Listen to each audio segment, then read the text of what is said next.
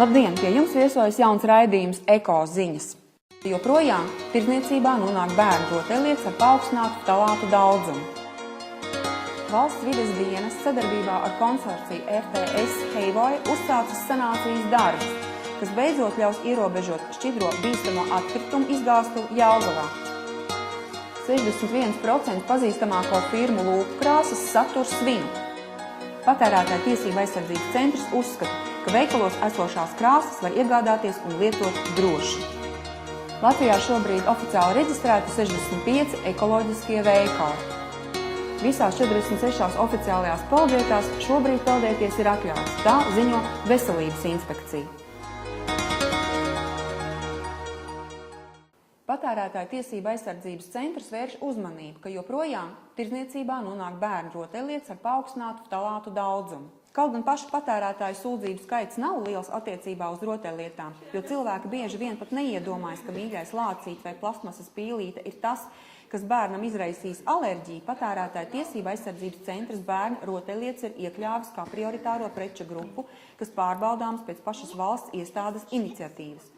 Centrs 2010. gadā pārbaudīs 555 dažādas rotaļlietu modeļus 53 tirdzniecības vietās.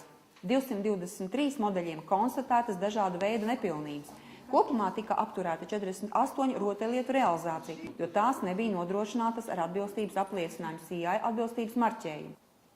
Ekspertīzēs konstatēts, ka visbiežāk rotaļlietas satur ķīmiskas vielas, ftalātus, radot ķīmiskās saindēšanās riskus. Ar ķīmiju ir tā, ka viņi atstāja sekas ilgstošākā periodā, un cilvēki vairumā gadījumu pat nekādā veidā nevar konstatēt to, ka šī prece var saturēt kaut kādas aizliegtās vielas, kuras var arī apdraudēt veselību. Noteiktām ftalātu grupām ir noteikti ierobežojumi attiecībā uz pieļaujamo daudzumu rotaļlietās un bērnu precēs.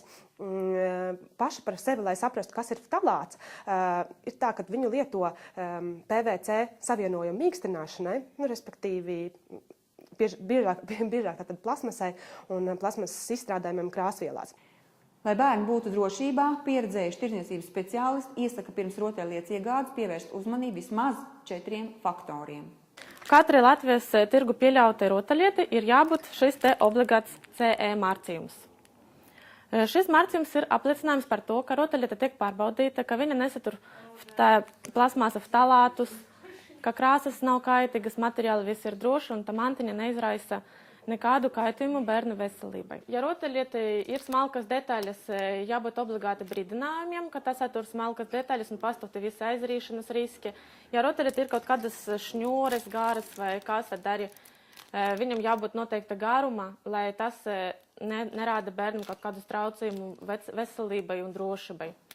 Mums arī nesen bija gadījums, kad mēs atklājam, ka tirgos ir pieejamas sveces, kuras pēc sava izskata imitē pārtīku, un līdz ar to, kuras ir pievilcīgas bērniem, un kas varētu radīt arī apdraudējumu bērniem.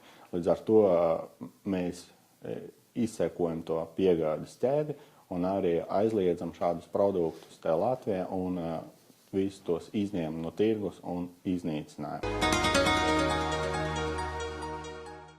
Saeimas Tautsaimniecības komisijā izskanējis aicinājums pilnībā atcelt ciršanas apliecinājumu nepieciešamību.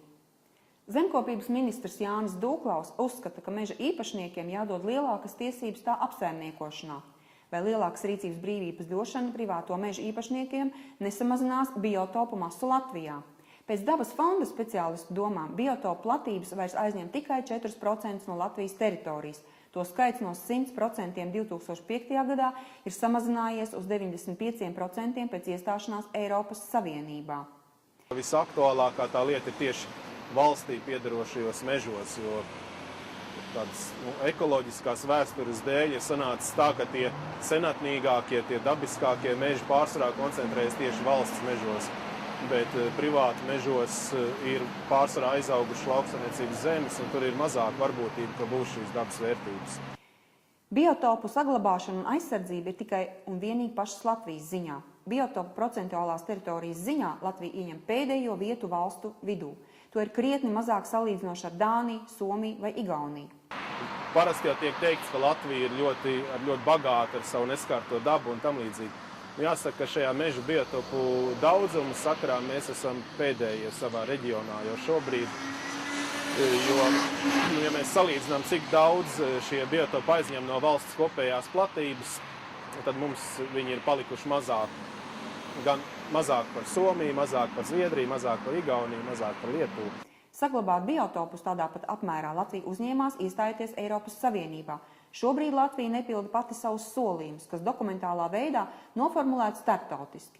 Latvijas dabas fonda eksperts uzskata, ka galvenā biotopu masa atrodas valsts meža apsaimniekotās teritorijās, un šāda ciršanas atļaujas atcelšana nespējas ietekmēt biotopu apjomu. Valsts kopumā ir uzņēmusies saistības pati savus likumus rakstot un pievienojoties starptautiskām saistībām ir apņēmusies nodrošināt to, ka tie biotopi nepaliks mazāk pie mums. Diemžēl šobrīd mēs varam redzēt, ka ik pa brīdim varam atrast nocirst šos biotopus. Tas, ko mēs šobrīd redzam, ka ir tie gadījumi, kad tie tiek nocirsti, ka zinām, ka viņi nav reģistrēti, nav fiksēti šie biotopi, tas liecina, ka tās saistības faktiski visticamākais jau ir pārkāptas. Tagad ir tikai laika jautājums, kad tas uzpeldēs pietiekami tādā liela augstā atklātībā, lai no tā izrietētu kādas konsekvences no Eiropas Savienības sankciju veidā vai tam līdzīgi. Latvijas valsts meža zaudēja zaļo certifikātu. Un tur viens no argumentiem bija tas, ka viņiem nav pietiekami labā līmenī šie biotopi pasargāti. Tas rada finansiāls sekas, ka mums jānosargā visi 100% šīs dabas vērtības, kas bija sākumā. Un ja mums šobrīd ir vairs nevis 100, bet 95%, tad tas jau ir pārkāpums. Tur nav citu variantu, jo biotopu direktīvā ir skaidri un gaiši pateikts, ka šīs vērtības nedrīkst samazināties.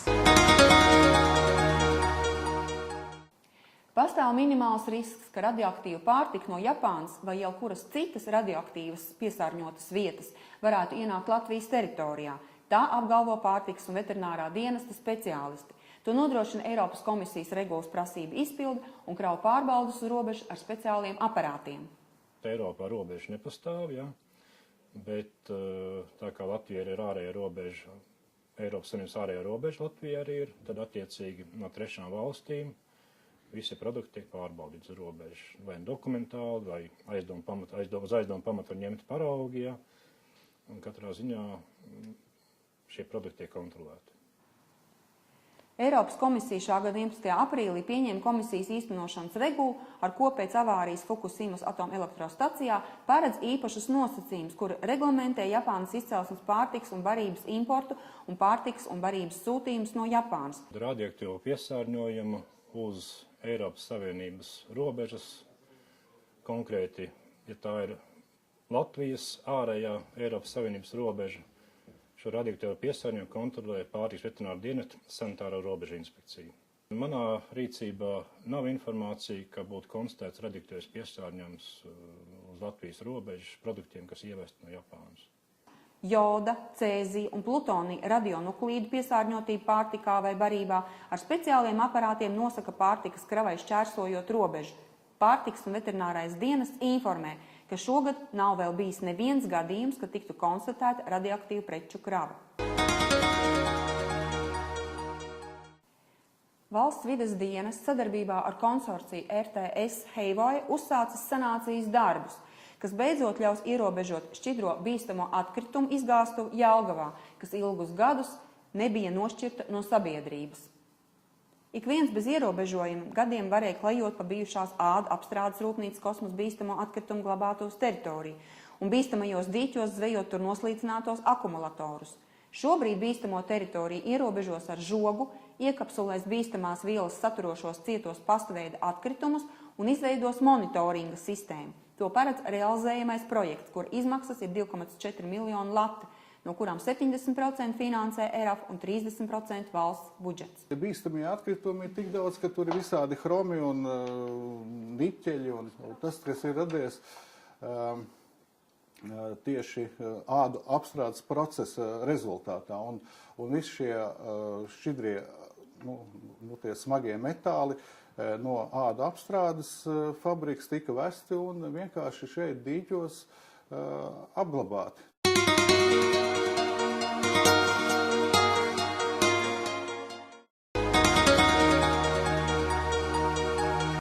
61% pazīstamāko firmu lūpu krāsas satur svinu.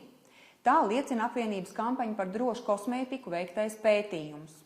Lūpu krāsās var atrast kosmētikas un pārtikas konservantu butilhidroksitololu. Tas ir kancerogēns un indīgs. Lūpu krāsās ir atrodams arī propilēna glikols, ko izmanto kā mīkstinātāju un mitruma uzturētāju. Tas ir naftas produkts, kas kavē šūnu attīstību, var radīt aknu un nieru bojājumus, padara lūpas sausas un sasprēgājušas. Lūpas aizsargkrēms satur vazelīnu, kas arī ir naftas produkts un var radīt alerģiskas reakcijas, sausina lūpas un izjauc ādas dabiskās aizsargspējas. Lūpu krāsas satur arī sintētiskās krāsvielas un smaržvielas, kas ilgstošā laika periodā var izraisīt ādas bojājums, veselības traucējums un alerģiskas reakcijas. Kā sevi pasargāt? Pirms kosmētikas iegādes un lietošanas dar iepazīties ar instrukciju un jāievāc informācija pie pārdevēja. Un jāuzzina, cik dalībnieki ir piedalījušies kosmētikas testēšanā un kādas un vai vispār ir bijušas kontraindikācijas. Lai gan apgleznošanas krāsas ir viena no tipiskākajām ķīmiskajām precēm ar specifisku smaku, Patērētāju tiesību aizsardzības centrs nav reģistrējis nevienu sūdzību par ķīmisko krāsu nelabvēlīgu ietekmi uz veselību un nav arī iekļāvis tās to preču grupā, kuru atbilstību un nekaitību cilvēku veselībai centrs pārbaudītu uz pašu iniciatīvas. Modē ir porcelāna, stikla, koka, zīda un dažādu citu virsmu apgleznošana. Mākslinieku veikaliņos ir pieejams plašs dažādu krāsu sortiments, kas vasaras brīvlaikā un nometnēs ir īpaši pieprasīts. Patērētāju tiesību aizsardzības centrs uzskata, ka veikalos esošās krāsas var iegādāties un lietot droši. Attiecībā uz bērnu krāsām ir tā, ka Patērētāju tiesību aizsardzības centrs pēdējā laikā, pēdējo 2 gadu laikā nav saņēmis nedz kaut kādus signālus no patērētājiem par to, ka būtu kaut kādas problēmas attiecīgi uz šīm te krāsām. Pēc statistikas datiem leduskapji un saldētavas ir otrs galvenais enerģijas patērētājs mājsaimniecībās, tūlīt aiz apkuras. Un to dzēsēšanai tiek plaši izmantoti fluoru ogļu ūdeņraži, kas ir bīstami vidē, jo to klimata izmaiņu potenciāls ir 3200 reizes lielāks nekā ogļskābajai gāzei. Fluoru ogļu ūdeņražu ražošana ir saistīta ar chlora organiskajiem savienojumiem, kas ir noturīgu un toksisku vielu grupa. Ja iegādājaties leduskapi, jūs izvēlēsieties leduskapi ar marķējumu A2+, tad jūs kaut nelielā mērā sekmēsiet chlora organisko savienojumu ierobežotāku ietekmi uz vidi, un šis leduskapis patērēs daudz mazāk elektrības.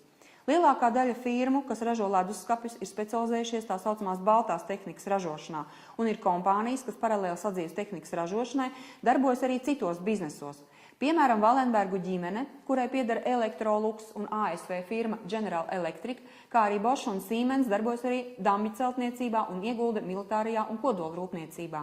Savukārt Turcijas Koch Holding, kuram pieder uz budžeta klases maisaimniecības precēm orientētais Beko zīmols, ir iesaistījušies ogļrūpniecībā un autorūpniecībā. Latvijā šobrīd oficiāli reģistrēti 65 ekoloģiskie veikali. Rīgā ir atvērti 34 veikali. Pa vienam veikalam darbojas Valmierā, Ogrē, Dobelē, Ventspilī, Kuldīgā, pa 2 Liepājā un Jelgavā. Atvērti un aktīvi darbojas 21 ekoloģiskais internetu veikals. Eko internetu veikaliem ir liela popularitāte, un to skaits prognozējums, ka tuvākajā laikā tikai pieaugs. Tas saistīts arī ar salīdzinoši nelielām investīcijām, kas jāiegulda sākotnē, lai uzsāktu savu personisko biznesu. Internetu veikala saites izgatavošanas vidējās izmaksas PayPal sistēmā prasa vidēji tikai 300 latus. Savukārt pieprasījums pēc ekoloģiski tīras produkcijas pēdējo 5 gadu laikā pieaudzis vairāk nekā 10 reizes. Tuvākajos gados tiks izbūvētas vēl vismaz 2 radioaktivitātes monitoringa stacijas, papildus jau 15 esošajām, jo 10 gadu laikā Latvija burtiski nokļūs atomelektrostaciju ielenkumā. Tā vēsta valsts vides dienesta speciālisti. Mēs plānojam monitoringa staciju tīklu paplašināt, izveidot jaunus punktus tuvāko 2-3 gadu laikā un nosekt visus virzienus, pat cik mēs zinām, ka tiks celta Baltijas AES pie Kaļiņgrads, pie Sovietskas, precīgāk sakoties, tiks celta Baltkrievijas AES, tiks celta, es domāju, ka visdrīzāk tiks celts Visaginas AES, Tai pašā laikā ir nodefinējuši arī Igauņi, ka viņi cels savā Silemē rajonā. Somiem tiek celtas 2 stacijas, 2 bloki, precīgaskoties. Tiek rekonstruēts Ļeņingradas AS un tiek 2 jauni bloki celti, Ļeņingradas AS2. Nu, protams, ir austrumu virzienā Smoļenskas un Kaļiņas AS, pa kabienām blokām tikai tas faktiski mēs atrodamies it kā nosacīti atomstacija ielenkumā. Visās 46 oficiālajās peldvietās šobrīd peldēties ir atļauts. Tā ziņo Veselības inspekcija. Tāpat laikā Veselības inspekcija norāda, ka finansējuma samazinājuma dēļ agrāko vairāku 100 peldvietu vietā šobrīd tiek regulāri kontrolētas tikai minētās 46. Šobrīd monitorings notiek 46 oficiālajās peldvietās. No tām Rīgā, piemēram, ir 4 peldvietas, un to skaitā ir visas Jūrmālas peldvietas. Un Latvijā peldsezona sākās jau oficiāli 15. maijā, un pirms tam mēs veicām pirmās monitoringa analīzes, un šobrīd visās peldvietās ūdens kvalitāte ir laba un var droši peldēties. Veselības inspekcija piedāvā savu sadarbību un neatsaka pārbaudas pēc speciāliem lūgumiem no pašvaldības puses, ja šādi iesniegumi ienāk. Ja cilvēks grib peldēties kādā no peldvietām, kas nav oficiālajā sarakstā, tad ļoti vienkārši var veikt tādu vizuālu ūdens kvalitātes novērtējumu. Un uzmanība ir jāpievērš, vai tur nav kaut kāds ar aci redzams piesārņojums. Tātad vai nepeld kaut kādi atkritumi, vai nav kaut kāda naftas produktu plankuma, kas ir ūdeni piesārņojuši, vai nav nedabīgi ilgi noturīgas putas, kas varētu liecināt par kaut kādu ķīmisko piesārņojumu. Un jo īpaši vasaras otrajā pusē būtu jānovērtē, vai ūdenī nav savairojušās zilāļas. Gaisa kvalitāte galvaspilsētā šobrīd ir apmierinoša. Tā vēsta Rīgas domas mājokļu departamenta vides pārvaldes monitoringa dati pie Dailes teātra Brīvības ielā. Tomēr daudz būtisku gaisa kvalitāti ietekmējuši rādītāji, kā piemēram Tulols vai Ksilols monitoringā, nav iekļauti. Uz monitoringa stacijām Valdemāra ielā un Brīvības ielā ir gaismas diožu paneļi, un ja rīdzinieki redz, ka ir tā kā šobrīd abi indikātori zaļi, tas nozīmē, ka gan slāpeklis, gan ozons ir normas robežās. Gadījumā, ja 2 monitorētie gaisa piesārņojuma elementi slāpeklis un ozons ilgākā laika periodā pārsniedz robežu, vasarā tiek vairāk laistītas ielas, kas ir vienīgais gaisa piesārņojuma mazināšanas līdzeklis pilsētā. Tātad, ja jūs redzat uz ielām parādāmies mašīnas, kas laista ielas, ņemiet vērā, ka gaisa piesārņojums ir virs normas. Vasarā problēma risinājums ir ielas laistīšana. Vai nu dabiskā ceļā, tad, kad ir lietus un varbūt liekas, ka tas kaut ko ir sabojājis, īstenībā tanī brīdī jāpriecājas, jo pilsēta tiek mazgāta no putekļiem, bet ja ilgstoši nav bijis lietus, tad satiksmes departaments tiesa nepietiekoša, bet laista pilsētu, un tas ļauj sakārtot situāciju ar putekļiem. Paldies, ka bijāt kopā ar Eko ziņām. Arī turpmāk mēs jūs informēsim par jums būtiskām lietām. Domājiet zaļi, esiet veseli un patīkami jums vakaru. Visu labu, uz redzēšanos!